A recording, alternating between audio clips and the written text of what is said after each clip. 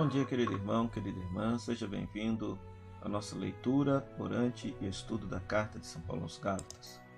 Hoje nós meditaremos Gálatas capítulo 4, versículo de 1 a 11, Gálatas capítulo 4, versículo de 1 a 11. Leiamos o texto. Quero dizer o seguinte: enquanto o herdeiro é menor de idade, ele não se diferencia em nada de um escravo, embora já seja dono de todos os bens. É que ele depende de tutores e curadores até a data marcada pelo pai.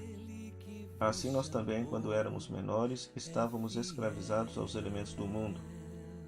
Quando se completou o tempo previsto, Deus enviou seu Filho, nascido de mulher, nascido sujeito à lei, para resgatar os que eram sujeitos à lei, e todos recebermos a dignidade de filhos.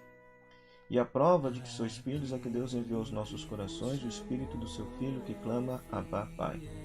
Portanto, já não és mais escravo, mas filho, e se és filho, és também herdeiro. Tudo isso por graça de Deus.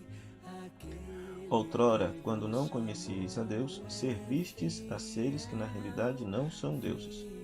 Agora, porém, já conheceis a Deus, como podeis voltar a elementos fracos e pobres e de novo servir a eles? Observais dias, meses, estações, anos? Receio que me tenha afatigado inutilmente por vós. Palavra do Senhor, graças a Deus.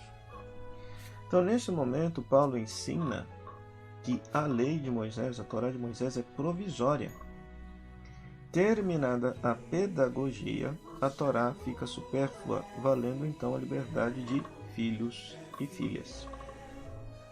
Então é interessante que na primeira parte ele argumenta que, enquanto estávamos sob a tutela da lei, nós éramos como escravos.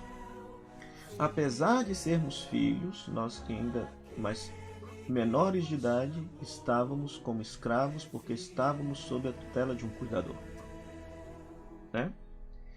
E ele fala que, por exemplo, que os Gálatas estavam escravizados pelos elementos do mundo, então provavelmente está fazendo alusão às práticas dos Gálatas, né? Lembram? No primeiro vídeo, que os Gálatas eram celtas, então eles cultuavam muito as forças, os fenômenos da natureza, era uma religião natural. Depois vem a argumentação de Paulo de que quando se completou o tempo previsto, Deus enviou seu Filho, nascido de mulher, nascido escravizado sob a Torá, para resgatar os que estavam sujeitos à Torá e todos recebermos a dignidade de filhos.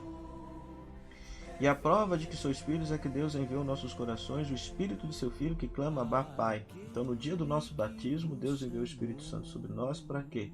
Para que nós nos tornássemos filhos adotivos de Deus.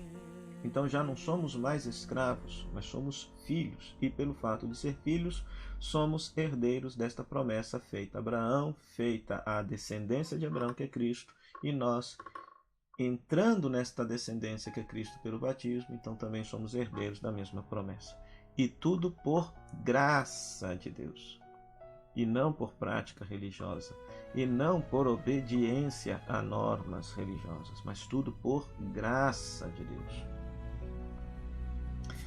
Então veja que depois no versículo 8 ao versículo 11 ele vai argumentar que quando os Gálatas não conheciam a Deus, eles serviram a seres que na realidade não são desses, então provavelmente as naturezas, as forças da natureza.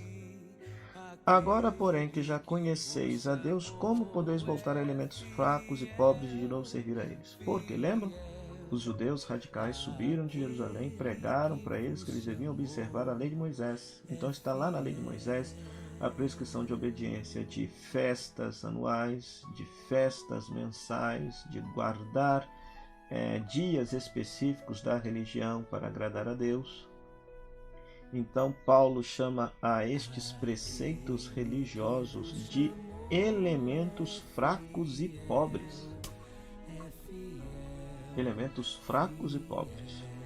E aí ele se afadiga, ele fica com um terrível medo de ter gastado um tempo inútil com os Gálatas, por terem deixado a liberdade de filhos e agora terem voltado de novo a uma escravidão religiosa. Escravidão religiosa. pois a carta aos Gálatas verdadeiramente nos faz pensar se de fato estamos vivenciando e praticando a nossa fé como liberdade de filhos, ou se nós estamos praticando a nossa fé de uma forma que nos escravize. Que você, meu querido irmão, minha querida irmã, possa ler mais uma vez esse texto, possa meditar a palavra do texto que mais chama atenção, a partir dela que você possa conversar com Deus e que você possa partilhar a sua oração aqui nas nossas redes sociais. Que Deus te abençoe. Até amanhã, se Deus quiser.